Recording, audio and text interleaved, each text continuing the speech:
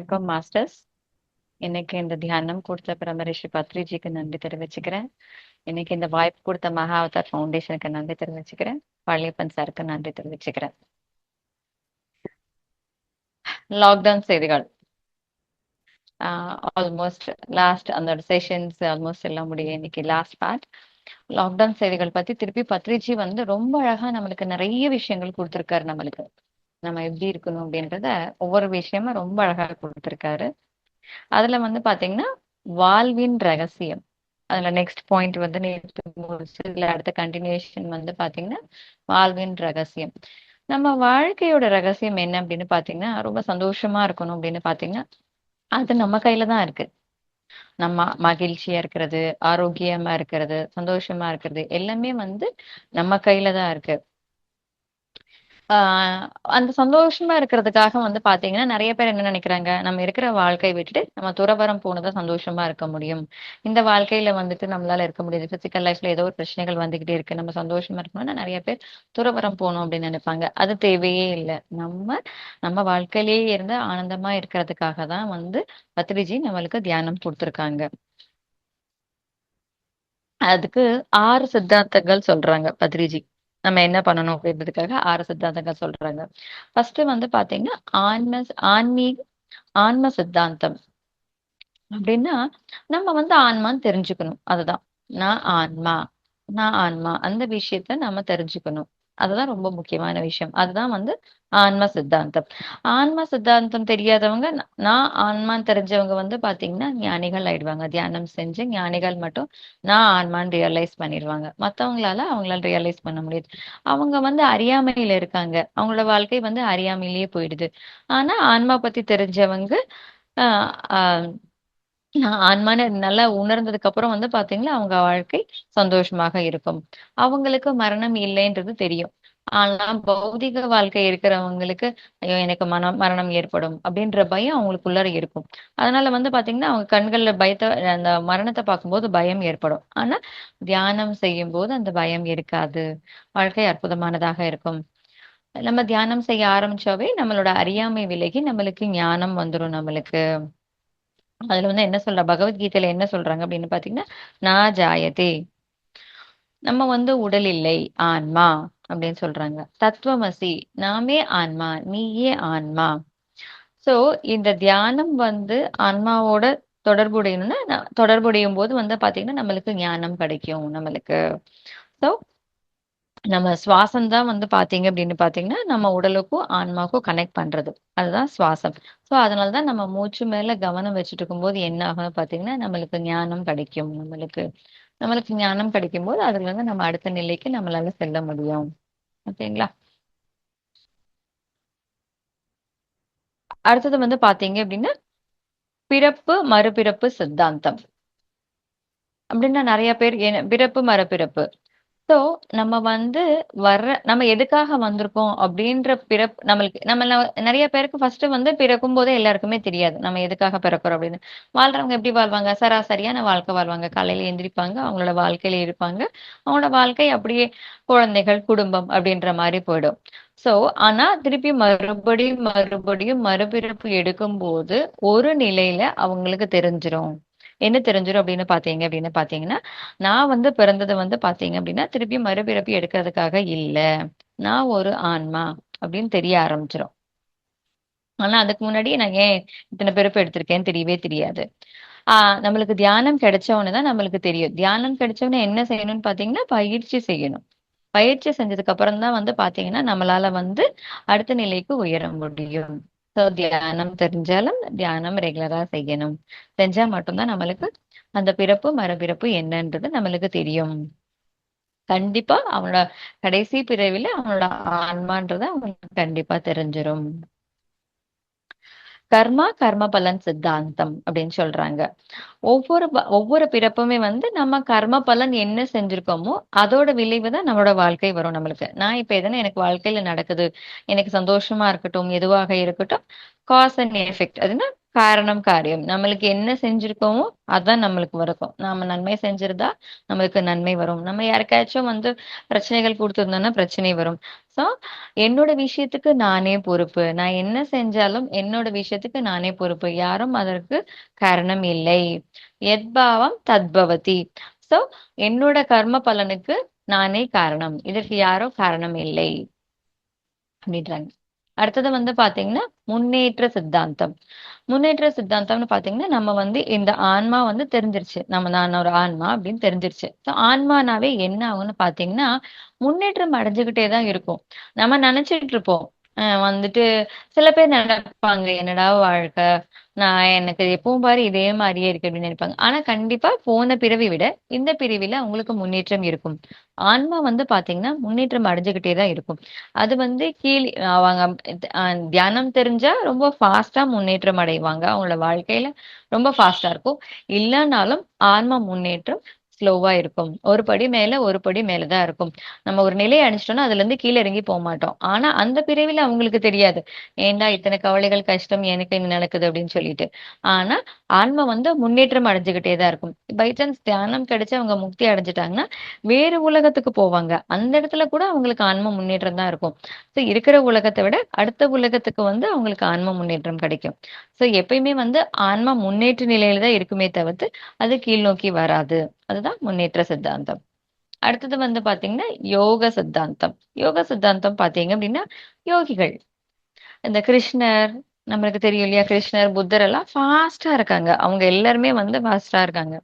எப்படி ஃபாஸ்டா இருக்காங்க? தியானம் மூலியமா அவங்க வந்த காரணம் தெரிஞ்சவொடனே, அவங்க வந்து யோகா சித்தாந்தம் தெரிஞ்சுக்கிட்டு, அவங்களோட வாழ்க்கை அவங்க வந்து அடுத்த நிலைக்கு ஃபாஸ்டா செஞ்சுருவாங்க. தட் மீன்ஸ் யோக நிலைக்கு அவங்க வந்து வந்து சேர்ந்துருவாங்க அவங்களுக்கு. யோகம் மூலியம் நம்மளுக்கு அந்த தியானம் தியானம் தெரிஞ்சோன்னு நம்மளுக்கு தியானம் ரெகுலரா செய்ய செய்ய நம்மளுக்கு என்ன காரணம்காக தெரிஞ்சிரும்.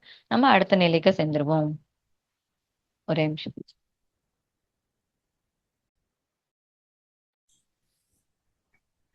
மாஸ்டர்ஸ், நாளை காலை நிகழ்ச்சி வந்து holistic lifestyle principles part 4ல வந்து நம்ம Guruji doctor Ranganath sir சிறப்புரையாற்றுறாரு.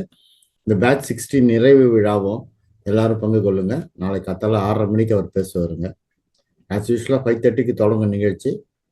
Participate பண்ணுங்க sir. Thank you sir. Thank you masters. Sorry. அடுத்தது வந்து பாத்தீங்கன்னா பிரமாணங்கள் அப்படின்னு சொல்றாங்க. பிரமாணம் நம்ம வந்து சத்திய பிரமாணம் சொல்றோம் இல்லையா? அது மாதிரி பிரமாணங்கள் நிறைய பிரமாணங்கள் இருக்கு. என்னன்னு ஃபர்ஸ்ட் அதுதான் ஃபர்ஸ்ட் சொன்ன மாதிரிதான் சப்த பிரமாணம். அந்த அப்ப வந்து பாத்தீங்கன்னா வாய்மொழியில தான் பிரமாணம், வாய்மொழி பிரமாணம் சொல்லுவாங்க. வாய்மொழி பிரமாணம்னா நம்ம சொல்றது மூலியமா அடுத்தடுத்து அடுத்தடுத்து கத்துக்கிட்டு வர்றது. ஆஹ் இப்ப வந்து கிறிஸ்டியன்ல பைபிள் ஆகட்டும், நம்மளுக்கு பகவத்கீதை ஆகட்டும், குரான் ஆகட்டும், எதுவா இருந்தாலும் வந்து பாத்தீங்கன்னா வாய்மொழி அவங்க சொன்னதைதான் எழுதினாங்க.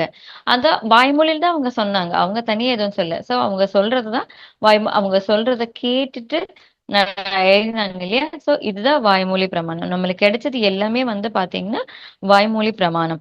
அதுதான் வந்து சப்த பிரமாணம் அப்படின்னு சொல்லுவாங்க. சோ பேசுறது மூலியமா நம்மளுக்கு நிறைய விஷயங்கள் நம்ம கத்துக்கிட்டோம் இல்லையா? அதுதான் வந்து சப்த பிரமாணம். அது இப்ப பத்ரிஜி வந்து நிறைய புக்ஸ் படிக்கிறாங்க, நிறைய விஷயங்கள் தெரிஞ்சுக்கிறாங்க. சோ அடுத்த நிலைக்கு அது போறதும் வந்து பாத்தீங்கன்னா சப்த பிரமாணம் தான். சோ நம்ம புக்ஸ் மூலியமா படிச்சு படிச்சு நிறைய விஷயங்கள் எப்படி புக்ஸ் வந்ததுங்க? உபநிடதங்கள் எல்லாமே வந்து வாய்மொழியா சொன்னதுதான் நம்மளுக்கு வந்தது. சோ அது எல்லாமே வந்து பாத்தீங்கன்னா சப்த பிரமாணம். அடுத்தது வந்து பாத்தீங்கன்னா உபமான பிரமாணம். உபமான பிரமாணம்னு பாத்தீங்கன்னா எல்லா உபமானம்னு எக்ஸாம்பிள். ஒருத்தர்னால செய்ய முடியும்னா எல்லாருனாலையும் செய்ய முடியும். ஒருத்தர்னால முடியும்னு பத்ரிஜி அடிக்கடி சொல்லுவார்ல, நான் எல்லாருனாலையும் பத்ரிஜி ஆக முடியும், எல்லாருனாலையும் புத்தர் ஆக முடியும். ஃபர்ஸ்ட் பத்ரிஜின்னு சொல்றதை விட புத்தர் தான் சொல்லுவார். எல்லாருனாலையும் புத்தர் ஆக முடியும். புத்தர் மனிதர் தானே. அவர் புத்தர் ஆகும்போது நம்ம எல்லாருனாலையும் கட்டாயம் புத்தர் ஆக முடியும் அப்படின்னு சொல்வாரு. சோ எக்ஸாம்பிள் இது கூட சொல்றாங்க. இப்ப டென்சிங் வந்து எவரெஸ்ட் மலை வந்து ஏறினாங்க. அவரால் ஏற முடிஞ்சது இல்லையா? அப்ப கட்டாயம் நம்மளாலையும் ஏற முடியும். சோ நம்மளும் வந்து பாத்தீங்கன்னா அந்த இடத்துல உயர் நிலைக்கு அடைய முடியும். சோ இதுதான் வந்து உதாரணம், உபமான பிரமாணம். சோ புத்தர் செஞ்சாரு.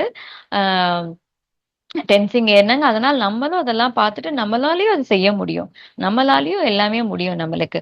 நம்மளுக்கு அந்த இடத்துல ஆசை, அந்த இடத்துல விடாமுயற்சி, பயிற்சி தொடர்ந்து செஞ்சோம் அப்படின்னு பார்த்தீங்கன்னா, நம்மளாலயும் ஆக முடியும் நம்மளுக்கு. அடுத்தது வந்து பார்த்தீங்கன்னா, அனுமான பிரமாணம். அனுமானம்னா, ஆ யூகிக்கிறது. ஓ! இவங்க ஒருத்தங்க இங்கிலீஷ் நல்லா பேசுறாங்கன்னா, ஓ! அவங்க இங்கிலீஷ் கிளாஸ் போறாங்களோ! அப்படின்னு யூகிக்கிறது. அவங்க வந்து தமிழ் சரியா பேசலன்னா, அவங்களுக்கு இங்கிலீஷ் தான, ஓ! இங்கிலீஷ்லயே படிச்சுட்டு இருக்காங்களோ! அப்படின்னு நினைக்கிறது. யூக பிரமாணம். அனுமானம். அவங்களா அனுமானிக்கிறது. ஓ! இது நடந்திருக்குமோ! அது நடந்திருக்குமோ! அப்படின்னு சொல்லிட்டு. ஒருத்தங்க அழகா இருக்காங்க, தியானம் செய்றாங்களா? நல்லாவே இல்ல அவங்க தியானம் செய்றதில்ல. அந்த மாரி எல்லாமே அனுமானத்துல இருக்கிறது. ஸோ, கடைசில வந்து பார்த்தீங்கன்னா, நேரடி பிரமாணம். நேரடி பிரமாணம் என்ன அப்படின்னு பார்த்தீங்க அப்படின்னா, ஆ ராமகிருஷ்ணர் வந்து காளிகா தேவிய வந்து அவரோட தியானத்துல பார்த்தாங்க. நேர்லயே வந்து பார்த்தாங்க. லோப்சாம் ராங்கா வந்து அவங்க ஆஸ்ட்ரல் பாடியில போய் வந்து பார்த்துட்டீங்கன்னா, கிசா பிரமிட் போய் பார்த்துட்டு வந்தாங்க. ஸோ அந்த மாரி வந்து பார்த்தீங்கன்னா, நேரடியா போயிட்டு வந்து அவங்க அங்க விசிட் பண்ணிட்டு, நம்மளுக்கு அந்த எக்ஸ்பீரியன்ஸ் சொன்னாங்க. ஸோ இதான் வந்து பார்த்தீங்கன்னா, நேரடி பிரமாணம். ஸோ நம்மளாலயும் அத வந்து கட்டாயம் செய்ய முடியும். நேரடி பிரமாணம். ஸோ நம்மளாலயும் பெர்சனல் எக்ஸ்பீரியன்ஸ் பண்ண முடியும். நம்மளுக்கு நேரடி பிரமாணம் ஒவ்வொன்னும் நம்மளுக்கு நம்மளாலயும் எல்லாமே செய்ய முடியும் நம்மளாலயும். இதுதான் வந்து பாத்தீங்கன்னா, ஆ இதுதான் பிரமாணங்கள். ஸோ, இது என்ன எதுக்காக இந்த பிரமாணம் சொல்றாங்கன்னா, சப்த பிரமாணம் வந்து பாத்தீங்கன்னா, பக்தி யோகம். பக்தி யோகத்துல பாட்டு தானே பாடுறாங்க, ஸ்லோகங்கள் சொல்றாங்க. அது வந்து பாத்தீங்கன்னா, பக்தி யோகம். உருவக பிரமாணம் தான் கர்ம யோகம். நம்ம என்ன காரியங்கள் செய்றோமோ, அதுதான் வந்து அடுத்த பிரமாணம். அனுமான பிரமாணம். அனுமானம் சொல்லிட்டு இருக்கவங்க ஞான யோகம். அவங்க ஞானத்தினால அந்த அனுமானத்தினால அவங்களுக்கு அடுத்த நிலைக்கு ஞான யோகம் வரும். ஸோ அடுத்தது வந்து பார்த்தீங்கன்னா, நேரடி பிரமாணம் வந்து பார்த்தீங்கன்னா தியானம். ஸோ லோப்சாம் சாங்கா அவங்கலாம் என்ன பண்ணாங்க, தியானம் செஞ்சு அவங்களோட எக்ஸ்பீரியன்ஸஸ் எல்லாம் நெறைய கலெக்ட் பண்ணாங்க. ஸோ அதுதான் வந்து பார்த்தீங்கன்னா, ஆ தியான யோகம். ஸோ அவங்களால வந்து பார்த்தீங்கன்னா, தியானம் செய்யும்போது அவங்கள ஹிமாலயன் மாஸ்டர்ஸே நம்மளால எல்லாத்தையுமே பார்க்க முடியும். ஹிமாலயன் மாஸ்டர்ஸ் எல்லாமே வந்து பார்த்தீங்கன்னா, ஆ பார்க்க முடியும். ஸோ அதுதான் வந்து பார்த்தீங்கன்னா, அது ஸோ இது எல்லாமே நம்ம தெரிஞ்சுக்கிட்டு, நம்மளும் அடுத்த நிலைக்கு நம்மளால செய்ய முடியும். எந்த இடத்துல இருக்கோம்னு தெரிஞ்சுட்டு, நம்ம அடுத்த நிலைக்கு போகணும். அடுத்தது வந்தீங்கன்னா, பவரோகம்.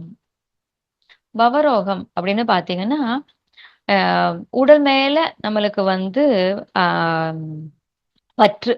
என்னோட உடல் அப்படின்றது. நான் நான் வாழ வேணும். நான் சந்தோஷமா இருக்கணும். எனக்கு எந்த நோயும் வரக்கூடாது அப்படின்னு நம்ம உடல் மேல பற்று இருக்கும் இல்லீங்களா? உடல காப்பாத்தணும்னு நெனைப்போம். என்னோட உடல் தான் ரொம்ப முக்கியம் அப்படின்னு நெனைப்போம். ஸோ நம்ம உடல் மேல காப்பாத்துறது, உடல் மேல பற்று இருக்கிறது. இதுதான் பவரோகம். இந்த நம்ம உடல் மேலேயே பற்று இருந்துகிட்டே இருக்கும்போது தான் வந்து பாத்தீங்கன்னா, நம்மளுக்கு நோய் வந்துகிட்டே இருக்கும் நம்மளுக்கு. அ நான் நான் பார்த்துக்கிறேன், நான் செஞ்சுக்கிறேன் அப்படின்றப்ப நம்மளுக்கு நோய். எப்ப நம்ம உடல் மேல பற்று இருக்கோ, அப்ப நோய் வரும். நம்ம உடல் மேல பற்று விட்டுட்டோம்னா, நோயிலிருந்து விலகிருவோம். எந்த ஒரு நோயாக இருக்கட்டும். நம்ம உடல் மேல பற்று இருந்தா, நோய் வந்துரும். அது இல்ல அப்படின்னா, ஆன்மீகத்துல நம்ம அடுத்த நிலைக்கு ஆன்மீகத்துல நம்ம வந்துட்டோம். ஆன்மீகம் வரும்போது என்ன ஆகும்? நான் ஆன்மா அப்படின்ற விஷயத்த இன்னும் ஒரு விஷயம் என்னன்னு பார்த்தீங்கன்னா, நம்ம கேட்டுக்கிட்டே இருக்கோம். எப்போ உணர்றோமோ, அப்பதான் நம்ம அடுத்த நிலைக்கு செல்ல முடியும். நான் ஆன்மான்றத நான் உணரணும். நான் உணரணும். நான் உணர்ந்தா மட்டும் தான் அடுத்த நிலைக்கு செல்ல முடியும். ஸோ இந்த இடத்துல அந்த ஆன்மீகம் தெரிஞ்சவனே, நான் ஆன்மான்னு தெரிஞ்சவனே, நம்மளுக்கு அந்த நோய் வராது நம்மளுக்கு. எத்பாவம் தத்பவதி. நம்மளுடைய எண்ணங்கள் எப்படி இருக்கோ, அப்படித்தான் நடக்கும் நம்மளுக்கு.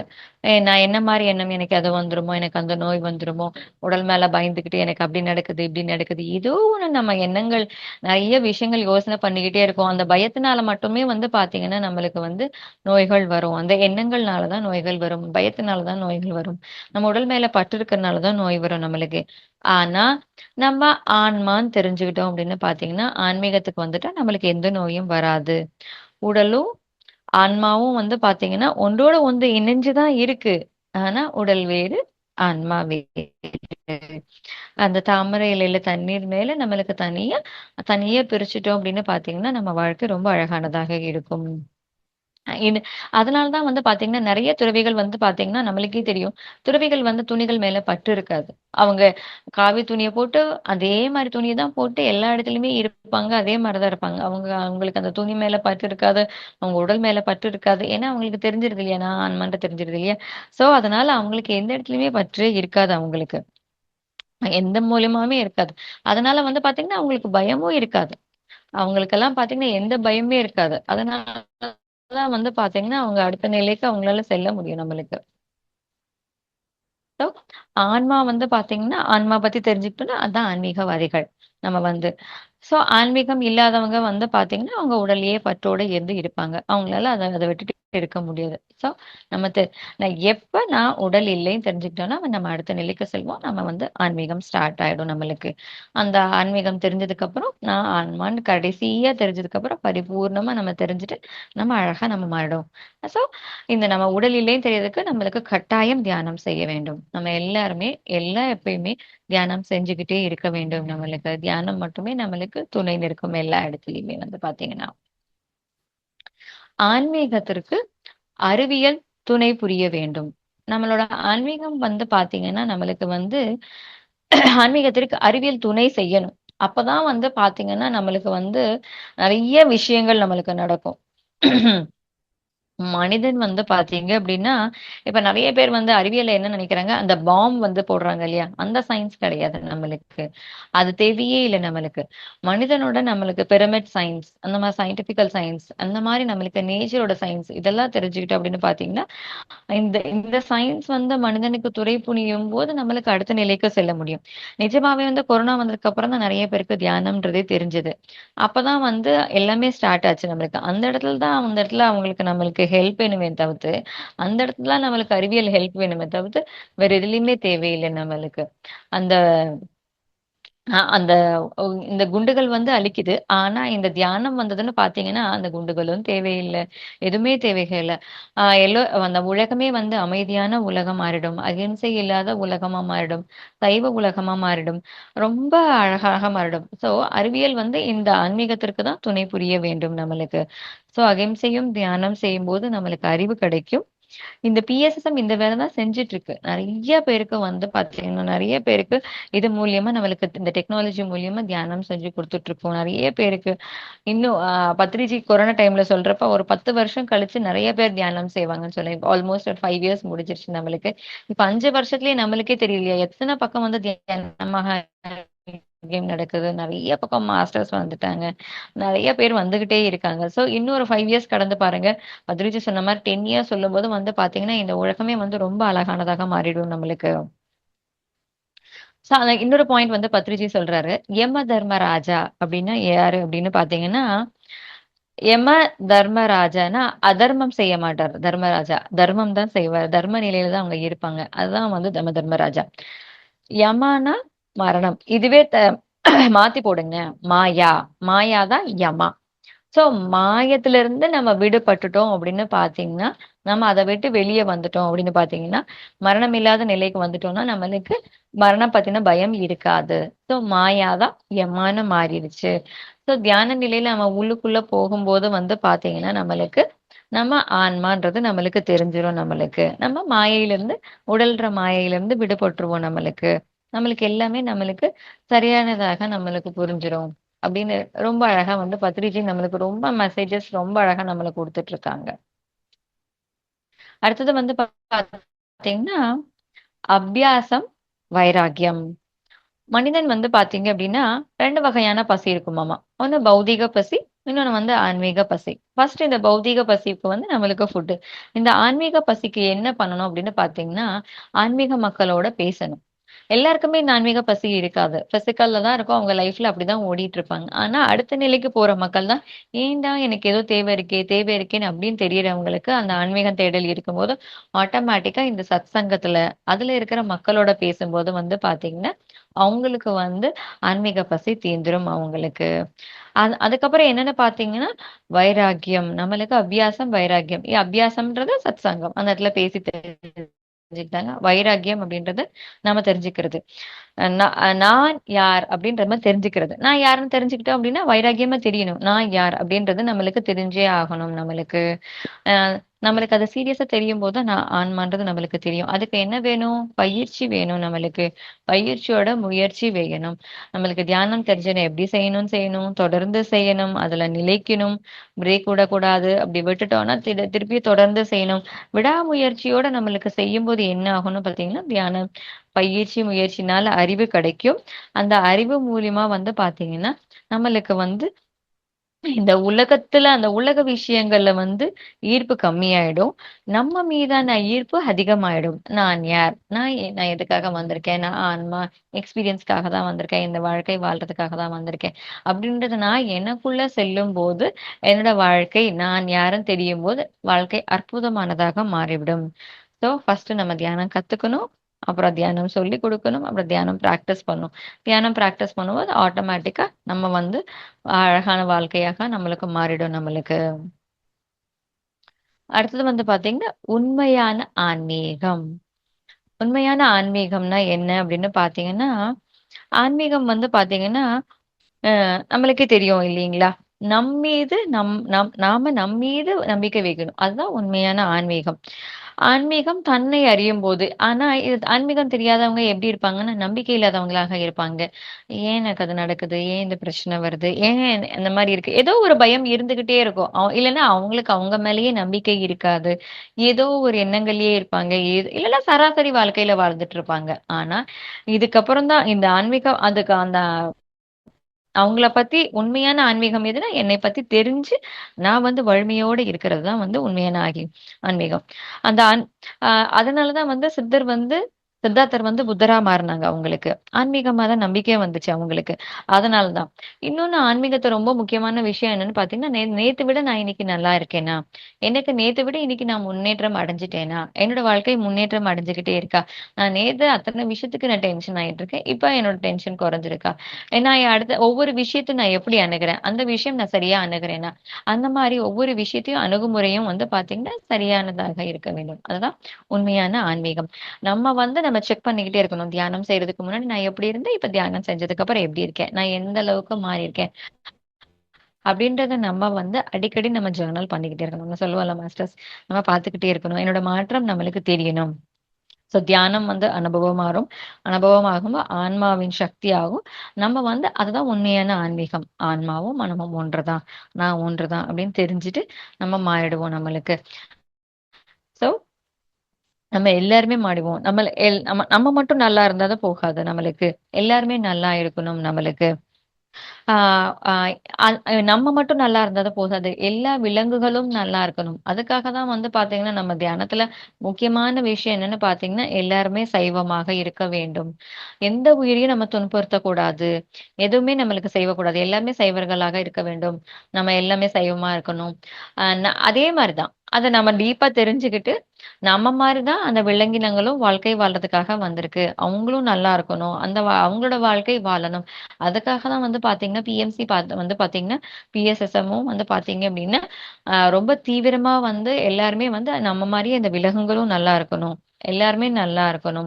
அப்டின்றத உள்நோக்கி நம்ம எல்லாமே வொர்க் பண்ணிட்டு இருக்கோம் நம்மளுக்கு. ஸோ அதனால வந்து பார்த்தீங்கன்னா, நம்ம வந்து பார்த்தீங்கன்னா, எல்லாருமே நல்லா இருக்கணும். ஈவன் விலங்குகள்ல இருந்து மக்கள் எல்லாருமே நல்லா இருக்கணும் அப்டின்னு நெனைக்கிறது தான் உண்மையான ஆன்மீகம்.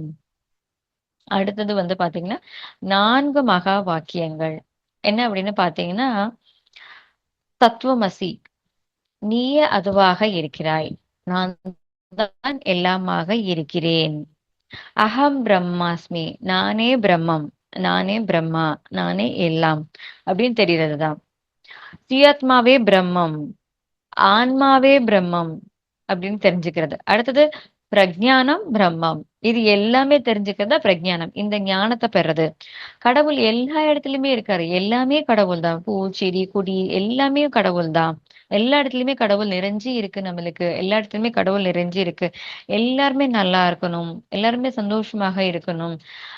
எல்லா இடத்துலயுமே நமக்கு இருக்கணும் அப்படின்னு நினைக்கிறது தான் வந்து பார்த்தீங்கன்னா, ஆ நான் தான் எல்லாமேன்றது நம்மளுக்கு தெரிஞ்சுட்டோம் அப்படின்னு பார்த்தீங்கன்னா, அதுதான். நான் தான் எல்லாமாக இருக்கிறேன். நான் தான் எல்லாமாக இருக்கிறேன். அப்படின்றது தான் முக்கியமான விஷயம். ஃபைனலா பத்ரிஜி என்ன சொல்றாரு அப்படின்னு பாத்தீங்கன்னா, உலக நலம் என்பதே ஆன்மீக வளர்ச்சியின் மூலம் மட்டுமே. சோ, உலக நலம் என்பது உலகம் ஃபுல்லா நல்லா இருக்கணும், சந்தோஷமா இருக்கணும், நல்லா இருக்கணும் அப்படின்னு பாத்தீங்கன்னா, ஆன்மீக வளர்ச்சினால மட்டுமே வந்து பாத்தீங்கன்னா, உலகம் நலம் ஏற்படும். ஆன்மீகத்துல வளர்ச்சி ஏற்படும் போது தான் நம்மளுக்கு அடுத்த நிலைக்கு எல்லாருமே செல்ல முடியும் நம்மளுக்கு. இல்லன்னா நம்மளால செல்ல முடியாது. ஸோ உலக நலம் செய்றதுக்கு என்ன வேணும் நம்மளுக்கு இந்த இடத்துல? அதுக்காக தான் பிஎஸ்எஸ்எம் வந்திருக்கு. பிஎஸ்எஸ்எம் நோக்கமே வந்து பார்த்தீங்கன்னா, உலக நலம். உலகம் எல்லாரும் நல்லா இருக்கணும். எல்லாருமே தியானம் செய்யணும். ஒவ்வொருத்தரும் தியானம் செய்யணும். அதுக்காக தான் வந்து பார்த்தீங்கன்னா, அதோட நோக்கமே அதுதான். எல்லாருமே நம்மளுக்கு எல்லாருமே சந்தோஷமா இருக்கணும் நம்மளுக்கு. இரவு பகல் வந்து பிஎஸ்எஸ்எம் இருக்கிற மாஸ்டர்ஸ் எல்லாமே வந்து பாத்தீங்கன்னா இதுக்காக தான் உழைச்சிட்டு இருக்காங்க. இந்த உலகம் முழும் நல்லதாக இருக்கணும். எல்லாருமே வந்து தியானிகளாக மாற வேண்டும் நம்மளுக்கு. எல்லாருமே சைவமாக மாற வேண்டும். நம்மளோட இருக்கிறவங்க எல்லாருமே சந்தோஷமாக இருக்க வேண்டும். ஆனந்தமாக இருக்க வேண்டும். நாம வாழ்ற வாழ்க்கை வந்து ஆனந்தமாக இருக்க வேண்டும். ஆக்சுவலி இந்த இதுக்காக தான் வந்து பாத்தீங்கன்னா பிரமிட் மாஸ்டர்ஸே வந்திருக்காங்க. Great masters, pyramid masters, we are the great masters. நம்ம வந்து அடுத்த நிலைக்கு செல்றவங்க மாஸ்டர்ஸ் தான் பிஎம்சி நம்மளுக்கு மாஸ்டர்ஸ் தான் இங்க வந்திருக்காங்க. அவங்க எல்லாருமே வந்து பாத்தீங்கன்னா எல்லாருமே தியானம் சொல்லி கொடுக்கறதுக்காக தான் வந்திருக்கோம். நம்மளுக்கு எல்லாருமே கிரேட் பீப்புள். ஸோ இந்த உலக நன்மைக்காக எல்லாருமே வந்து பாத்தீங்கன்னா தியானம் கட்டாயம் நம்மளும் செய்யணும். நான் ஆன்மா தெரிஞ்சுக்கணும். தியானம், சுவாத்தியாயம், சஜ்ஜன சாங்கத்தியம் செய்யணும். நான் இது எல்லாமே உணர்ந்ததுக்கு அப்புறம் நான் உணர்ந்துகிட்டே நான் சொல்லி கொடுக்கணும் நானு. நான் எனக்கு பத்ரிஜி சொல்லுவாரு, எனக்கு ஏ தெரிஞ்சதா ஏ சொல்லி கொடுங்க, பி தெரிஞ்சதா பி சொல்லி கொடுங்க, உங்களுக்கு என்ன தெரியுதோ சொல்லி கொடுங்க, அதுமே நீங்க செய்யுங்க. சோ அதனால வந்து பாத்தீங்கன்னா நம்மளுக்கு தியானம் தெரிஞ்சதா, நான் நேத்து விட இன்னைக்கு நான் நல்லா இருக்கேன், நான் நம்மளுக்கு தெரிய ஆரம்பிச்சதா, வித்தியாசம் சொல்ல ஆரம்பிங்க. யாருக்கெல்லாம் தெரியுமோ அவங்களுக்கெல்லாம் தியானம் சொல்ல ஆரம்பிங்க. வாழ்க்கை ரொம்ப அற்புதமாக மாறும். நம்மளுக்கு நல்ல வித்தியாசம் தெரியும் மாஸ்டர்ஸ். சோ ஃபர்ஸ்ட் நம்ம இடைவிடாம தியானம் செய்யணும். சுவாத்தியாயம் செய்தனும், சஜன சாங்கத்தியம். பத்ரிஜி இந்த இந்த இந்த இந்த நான் லாக்டவுன் எல்லாமே ஃபுல்லா கவர் பண்ண முடியல. இன்னும் நிறைய விஷயங்கள் பத்ரிஜி சொல்லிட்டு இருக்காரு இதுல. நிறைய விஷயங்கள் டீப்பா சொல்லியிருக்காரு. நம்ம வாழ்க்கை நம்ம வந்து வாழ்க்கையை அனுபவிக்கிறதுக்காக தான் வந்திருக்கோம். நம்ம எல்லாருமே கடவுள்கள். நம்ம எல்லாமே புக்ஸ் படிக்கணும். நம்ம எல்லாருமே சந்தோஷமாக இருக்கணும். நம்மளுக்கு கடவுள் எல்லா இடத்துலயுமே இருக்காரு. நம்மளுக்கு ஆனந்தம் கொடுக்கறதுக்காகவே வந்திருக்காரு. அப்படின்ற ஒரு விஷயத்த பத்ரிஜி வந்து ரொம்ப அழகா நம்மளுக்கு சொல்லியிருக்காரு. சோ அதனால வந்து பாத்தீங்கன்னா நம்ம எல்லாருமே வந்துட்டு கட்டாயம் தியானம், சுவாத்தியாயம், சஜ்ஜன சாங்கத்தியம் செய்யணும். லாக்டவுன் செய்திகள் புக் கண்டிப்பா படிங்க மாஸ்டர்ஸ். இது ஒரு தடவை படிச்சா போதாது. திருப்பி திருப்பி படிக்கிறப்ப வந்து பாத்தீங்கன்னா ரொம்ப டீப்பா வந்து பத்ரிஜி நிறைய மெசேஜஸ் கொடுத்திருக்காரு. இப்ப நம்ம ஏதோ ஒரு புக் எடுத்தோம் அப்படின்னு பாத்தீங்கன்னா அதுல வந்து ரொம்ப ஒரே டாபிக் இருக்கும். பட் நிறைய லென்த்தா போகும், லாங்கா இருக்கும். நம்மளுக்கு எப்படி அப்படின்ற மாதிரி இருக்கும். ஆனா இந்த புத்தகத்துல ஒவ்வொரு டாபிக்குமே 2 பக்கம் 3 பக்கம் கொடுத்திருக்காரு. நான் கடவுள், ஆன்மா, நான் உணர்ந்துட்டேன், நான் சந்தோஷமா இருக்கேன், புத்தகம் படிக்கணும் அப்படின்னு ஒரு டாபிக், அது ஒரு 2 பேஜஸ், நான் ஆன்மா ஒரு 2 பேஜஸ், அந்த மாதிரி குட்டி குட்டியா ரொம்ப அழகா வந்து பத்ரிஜி வந்து நம்மளுக்கு ரொம்ப எளிமையா கொடுத்திருக்காரு. கொரோனா டைம் வந்ததுனால நிறைய வந்து கொரோனா டைம் வந்ததுனால கொரோனா அந்த டைம்ல வந்ததுக்காக காரணங்கள் வந்து நிறைய சொன்ன மாதிரி லிங்க் ஆயிருக்கு. பட் அது கொரோனா டைம்க்கு தான். பட் ஆனா அந்த மெசேஜஸ் எல்லா டைமும் சூட் ஆகும். சோ மாஸ்டர்ஸ் கட்டாயம் எல்லாருமே இந்த புக் படிங்க மாஸ்டர்ஸ். உங்களுக்குள்ள நிறைய மாற்றம் வரும். இந்த புக் படிக்கும் போது மாற்றம் எனக்குள்ளார வந்த மாற்றம் என்னன்னு பாத்தீங்கன்னா, நான் வந்து நான் ஒரு ஆன்மா அப்படின்றது ரொம்ப ஆழமா போச்சு எனக்குள்ளார. ஒரு டிட்டாச்மெண்ட், என் உடலும் ஆன்மால இருந்து ஒரு படி நான் உடல் அல்ல, ஆன்மான்றது என் உள்ளுக்குள்ளார ஆழமா போச்சு. இது ஆழமா போறப்ப என்ன ரிஃப்ளெக்ஷன் ஆகும்? யாராச்சும் எதுனா பேசினா நம்ம வந்து நான் ஒரு ஆன்மா, நான் எக்ஸ்பீரியன்ஸ்க்காக தான் நான் இங்க வந்திருக்கேன், நான் என்ன கத்துக்கணும், நான் அடுத்த நிலைக்கு நான் போகணும், நான் இந்த இடத்துல நான் விழிப்பு நிலையோட இருப்பேன் நானு. அதுக்காக நான் அவங்க கிட்ட சண்டை போட மாட்டேன், எரிச்சல் அடைய மாட்டேன், கோவப்பட மாட்டேன். அன்பாக இருக்க ஆரம்பிப்பேன் நானு. அடுத்த நிலைக்கு, இவங்க வந்து எனக்கு சுட்டி காட்டிட்டாங்க. இப்ப தேவையில்லாத விஷயங்கள் பேசினா நம்மளுக்கே தெரிஞ்சிடும். இந்த விஷயங்கள் நம்மளுக்கு தேவையில்லைன்றத அஸ் அ மாஸ்டர்ஸ் தியானம் செஞ்சோன்னே நம்மளுக்கு தெரியும். அவங்க வந்து எந்த நோக்கத்தோட நம்ம கிட்ட சொல்றாங்க, நம்ம கிட்ட தவறு சொன்னாங்கன்னா எந்த நோக்கத்துக்காக சொல்றாங்கன்னு நம்மளுக்கு தெரிஞ்சிடும். சோ அந்த இடத்துல வந்து பாத்தீங்கன்னா ரொம்ப அற்புதமான புக் மாஸ்டர்ஸ். கட்டாயம் எல்லாரும் படிக்கணும். இந்த அற்புதமான வாய்ப்பு கொடுத்து மகாவதார் ஃபவுண்டேஷனுக்கு பழனியப்பன் சாருக்கு இந்த தியானம் கொடுத்த பிரம்மரிஷி பத்ரிஜிக்கு எனக்கு தியானம் கொடுத்த ஸ்ரீஷா அக்காக்கு நன்றி தெரிவிச்சுக்கிறேன். பாரதி அக்காக்கு, பாரதி சித்திக்கு நன்றி தெரிவிச்சுக்கிறேன். தேங்க்யூ.